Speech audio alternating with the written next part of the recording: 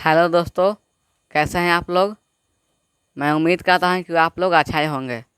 तो अगर इस चैनल को सब्सक्राइब नहीं किए हैं तो इस चैनल को सब्सक्राइब कीजिए और लाइक कीजिए और वीडियो को शेयर कीजिए। तो हम लोग फिजिक्स का दो चैप्टर पढ़ चुके हैं। और गति का न्यूमेरिकल भी कर चुके हैं। दो पार्ट पढ़ चुके हैं फिजिक्स का और दो चैप्टर का हम लोग न्यूमेरिकल कर चुके हैं। तो अगर इस वीडियो को नहीं देखे हैं तो इस चैनल पर जाकर देख लीजिएगा, प्लेलिस्ट बना हुआ है। तो हम लोग इस वीडियो में पढ़ने वाले हैं केमिस्ट्री। 9th क्लास का हम लोग केमिस्ट्री पढ़ने जा रहे हैं। अध्याय 1 यानी चैप्टर 1 है हमारा। चैप्टर का क्या क्या नाम है?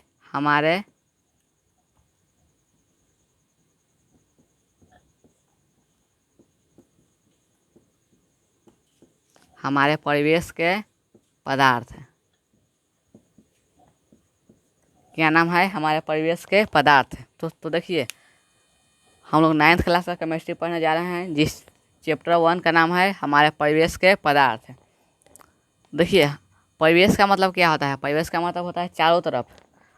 परिवेश का मतलब क्या होता है? चारों तरफ है, ठीक है। और पदार्थ का मतलब क्या होता है? देखिए, पदार्थ किसे कहते हैं? तो वह हर चीज़ यानी दुनिया का जितना भी वस्तु है, वह हर चीज़ या हर वस्तु जो स्थान घेरे, रुकावट डाले और जिसमें कुछ द्रव्यमान हो, उसे हम पदार्थ कहते हैं, ठीक है। पदार्थ किसे कहते हैं? वह हर चीज़ जो स्थान घेरे, रुकावट डाले और जिसमें कुछ द्रव्यमान हो, उसे हम पदार्थ कहते हैं। तो देखिए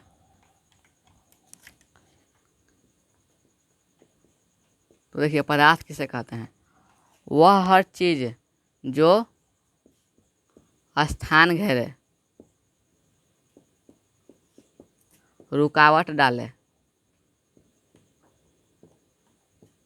रुकावट डाले और जिसमें कुछ द्रव्यमान हो। देखिए, पदार्थ किसे कहते हैं? वह हर चीज़ जो स्थान घेरे, रुकावट डाले और जिसमें कुछ द्रव्यमान हो, उसे हम पदार्थ कहते हैं। जैसे देखिए, पदार्थ में हो गया ईंट, बालू, गिट्टी, सीमेंट, पत्थर, यानी कि दुनिया का जितना वस्तु है सब हमारा पदार्थ है। तो देखिए, पदार्थ हमारा दुनिया का जितना भी वस्तु है सब हमारा क्या है? पदार्थ है। तो देखिए, पदार्थ समझ में आ गया। तो अब देखिए, पदार्थ के भौतिक प्रकृति। पदार्थ का भौतिक प्रकृति क्या है? यानी कि पदार्थ का भौतिक में और कि पदार्थ के प्रकृति में क्या क्या उपयोग है। तो देखिए, पहला नंबर है, लिखेंगे पदार्थ के भौतिक प्रकृति को लिखे। ये हमारा क्वेश्चन है, पदार्थ के भौतिक प्रकृति को लिखें। हम उत्तर लिखेंगे, पदार्थ के भौतिक प्रकृति निम्नलिखित है। क्या लिखेंगे? पदार्थ के भौतिक प्रकृति निम्नलिखित है। और लिखेंगे पहला नंबर, पदार्थ कणों का बना होता है। पदार्थ कणों का बना होता है। जैसे देखिए, ये हमारा मार्कर है, ठीक है। इसको हम देख लिए तो क्या कणों का बना होता है। जैसे आप चौक देखें ना, चौक जब बोर्ड पर लिखाता है तो धूल कण उड़ता है, तो सब एक एक कण से मिलकर बना है इतना बड़ा का चौक है। एक एक कण से मिलकर बना है इतना बड़ा का चौक, उसी को हम कहते हैं पदार्थ कणों का बना होता है, ठीक है। पदार्थ कणों का बना होता है। दूसरा नंबर है, पदार्थ के कण अत्यंत सूक्ष्म होते हैं। यानी पदार्थ के कण अत्यंत सूक्ष्म होते हैं।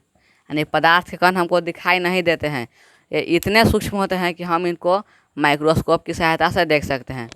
पदार्थ के कण अत्यंत सूक्ष्म होते हैं, ठीक है। अब देखिए, तीसरा नंबर है, पदार्थ के कण गतिशील होते हैं। पदार्थ के कण अनवरत गतिशील होते हैं, यानी पदार्थ के कण आपस में गतिशील रहते हैं, सब आपस में मिले हुए होते हैं, ठीक है। उसी को हम कहते हैं पदार्थ के कण गतिशील होते हैं। चौथा नंबर है, पदार्थ एक दूसरे को आकर्षित करती है। पदार्थ एक दूसरे को आकर्षित करती है। क्या करती है? आकर्षित करती है। ठीक है, पदार्थ एक दूसरे को आकर्षित करती है।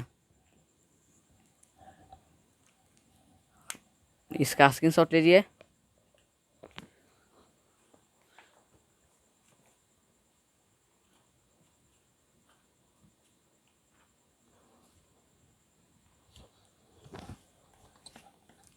अब देखिए, पदार्थ के भौतिक गुण के आधार पर पदार्थ को 3 वर्गों में बांटा गया है। कितने वर्गों में बांटा गया है? 3 वर्गों में। पहला क्या है? ठोस, दूसरा द्रव, और तीसरा हमारा गैस है। ठोस, द्रव और गैस। लिखेंगे, पदार्थ के भौतिक गुण के आधार पर पदार्थ को 3 वर्गों में बांटा गया है। कितने वर्गों में? 3 वर्गों में बांटा गया है। पहला नंबर है ठोस, यानी सॉलिड, सोलाइड इसको भी कहते हैं। सेकेंड नंबर है द्रव, ठोस द्रव, लिक्विड। तीसरा नंबर है गैस।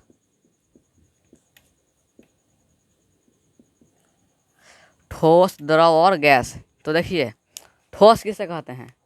ठोस किसे कहते हैं? तो वैसे पदार्थ, पदार्थ का ही प्रकार हमारा ठोस है। तो लिखेंगे, वैसे पदार्थ जिसके आकार तथा आयतन दोनों निश्चित हो। वैसे पदार्थ जिसके आकार तथा आयतन दोनों हमेशा निश्चित हो।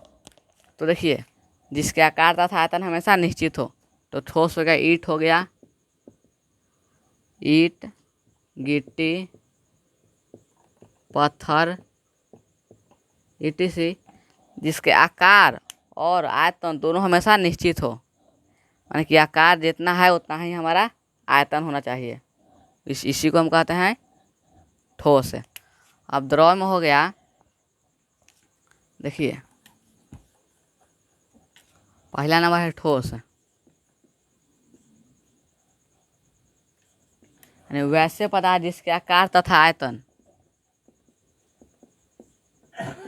आकार तथा आयतन क्या हो? दोनों निश्चित हो। दोनों निश्चित हो, उसे ठोस कहते हैं। जैसे देखिए, वैसे पदार्थ जिसके आकार तथा आयतन दोनों निश्चित हो, उसे ठोस कहते हैं। जैसे देखिए, ईंट, पत्थर, लकड़ी, ईंट, पत्थर, लकड़ी, कोयला, बेंच, कलम, यानी कि ठोस हमारा जितना है, आँख से जितना भी ठोस देख रहे हैं वो हमारा सब क्या है? जितना वस्तु देख रहे हैं आँख से चारों तरफ, वो हमारा ठोस है। और ठोस देख रहे हैं तो ईंट, पत्थर, गिट्टी, बालू, सीमेंट, सीमेंट नहीं, लकड़ी, कलम जो हम लिए हैं, यह भी ठोस है। तो इसका आकार और आयतन दोनों हमेशा निश्चित होता है। दूसरा नंबर है द्रव। अब द्रव किसे कहते हैं? तो वैसे पदार्थ जिसके आकार अनिश्चित तथा आयतन निश्चित हो। वैसे पदार्थ जिसके आकार अनिश्चित तथा आयतन निश्चित हो। ठीक है, वैसे पदार्थ जिसके आकार अनिश्चित तथा आयतन निश्चित हो। तो जिसके वैसे पदार्थ जिसके आकार अनिश्चित तथा आयतन क्या हो? निश्चित हो। आयतन निश्चित हो,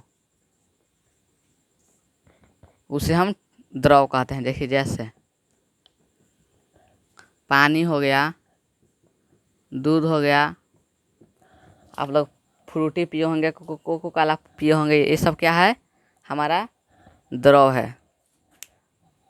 वैसे पदार्थ जिसके आकार तथा आयतन दोनों, हमारा आकार अनिश्चित तथा आयतन निश्चित हो, उसे हम द्रव कहते हैं। पेट्रोल हो गया, डीजल हो गया, केरोसिन हो गया, ये सब क्या है? हमारा द्रव है। नेक्स्ट है तीसरा नंबर, गैस किसे कहते हैं? गैस किसे कहते हैं? तो वैसे पदार्थ जिसके आकार तथा आयतन दोनों क्या हो, अनिश्चित हो, उसे गैस कहते हैं। जैसे देखिए, वैसे पदार्थ जिसके आकार तथा आयतन दोनों निश्चित हो उसे आकार तथा आयतन दोनों अनिश्चित हो उसे गैस कहते हैं। जैसे देखिए, हाइड्रोजन, ऑक्सीजन, नाइट्रोजन, ये सब हमारा क्या है, गैस है। तो देखिए, पदार्थ के भौतिक गुण के आधार पर पदार्थ को 3 वर्गों में बांटा गया है। पहला नंबर है ठोस, दूसरा नंबर है द्रव और तीसरा नंबर है हमारा गैस। तो देखिए, ठोस किसे कहते हैं? तो वैसे पदार्थ जिसके आकार तथा आयतन दोनों हमारा क्या हो, निश्चित हो, उसे हम ठोस कहते हैं। जैसे देखिए, ईंट हमारा ठोस है, इसका आकार तथा आयतन दोनों निश्चित होता है। पत्थर, लकड़ी, कलम, ये सब हमारा क्या है, ठोस है। दूसरा नंबर है द्रव किसे कहते हैं? तो वैसे पदार्थ, आप सब इसका नोट बना लीजिएगा। वैसे पदार्थ जिसके आकार अनिश्चित तथा आयतन निश्चित हो उसे द्रव कहते हैं। जैसे पानी हमारा द्रव है, दूध है द्रव है, पेट्रोल, डीजल, केरोसिन, ये सब हमारा क्या है, द्रव है। अब तीसरा नंबर है गैस किसे कहते हैं? तो वैसे पदार्थ जिसके आकार तथा आयतन दोनों अनिश्चित हो उसे गैस कहते हैं। जैसे हाइड्रोजन, ऑक्सीजन, नाइट्रोजन, ये सब हमारा क्या है, गैस है।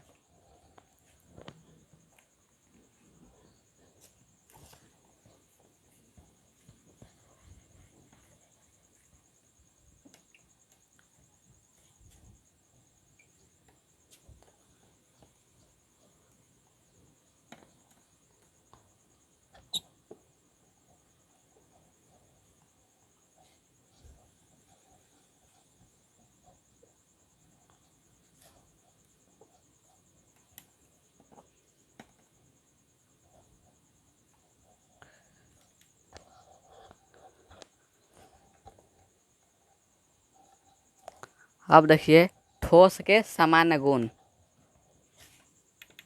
हम लोग 3 पढ़े, ठोस, द्रव और गैस। तो हम लोग पहला नंबर है हमारा ठोस का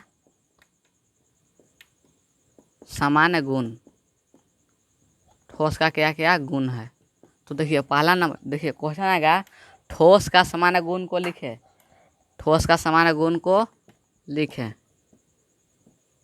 तो हम लोग क्या लिखेंगे उत्तर में? ठोस का सामान्य गुण निम्नलिखित है। ठोस का सामान्य गुण निम्नलिखित है। पहला नंबर है, ठोस का आकार तथा आयतन दोनों निश्चित होते हैं। हम परिभाषा में भी बताए हैं ठोस किसे कहते हैं। तो वैसे पदार्थ जिसके आकार तथा आयतन दोनों निश्चित हो। तो हम पहला नंबर पॉइंट लिखेंगे, पहला नंबर पॉइंट लिखेंगे, ठोस का आकार तथा आयतन दोनों निश्चित होता है। ठीक है, आकार तथा आयतन क्या होता है, निश्चित होता है। ठोस का आकार तथा आयतन क्या होता है, निश्चित होता है। दूसरा नंबर है, ठोस के पदार्थ घनत्व होते हैं, ठोस के पदार्थ उच्च होते हैं।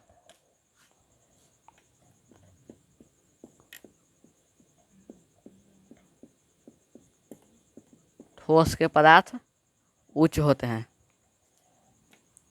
तीसरा नंबर है, ठोस में बहाव की प्रवृत्ति नहीं होती है। ठोस में बहाव की प्रवृत्ति नहीं होती है, यानी ठोस पानी में नहीं बहता है। ठोस में बहाव की प्रवृत्ति नहीं होती है। देखिए, लकड़ी का बोटा एक रख दीजिए, एथी में नहर में कहूँ रख दीजिए, उसका बहाव नहीं होगा। लिखे हैं, ठोस में बहाव की प्रवृत्ति नहीं होती है, ठोस नहीं बहता है।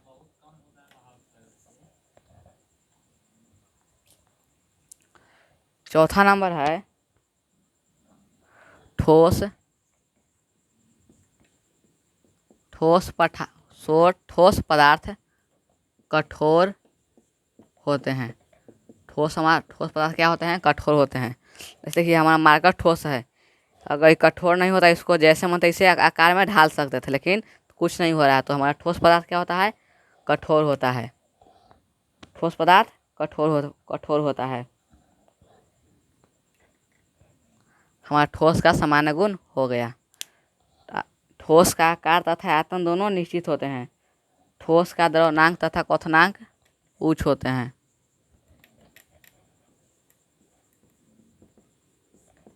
द्रव्यमानांक तथा क्वथनांक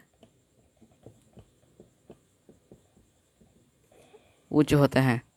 ठोस के द्रव्यमानांक तथा क्वथनांक उच्च होते हैं। देखिए पहला नंबर हम लिखवाए हैं ठोस का सामान्य गुण को लिखें। ठोस का सामान्य गुण निम्नलिखित है। पहला नंबर है ठोस पदार्थ का आकार तथा आयतन दोनों निश्चित होते हैं। यानी ठोस पदार्थ का आकार तथा आयतन दोनों हमेशा निश्चित होता है। दूसरा नंबर है ठोस पदार्थ का घनत्व उच्च होता है। तीसरा नंबर है ठोस पदार्थ में बहाव की प्रवृत्ति नहीं होती है। चौथा नंबर है ठोस पदार्थ कठोर होते हैं। पांचवा नंबर है ठोस पदार्थ के द्रव्यमानांक तथा क्वथनांक उच्च होते हैं।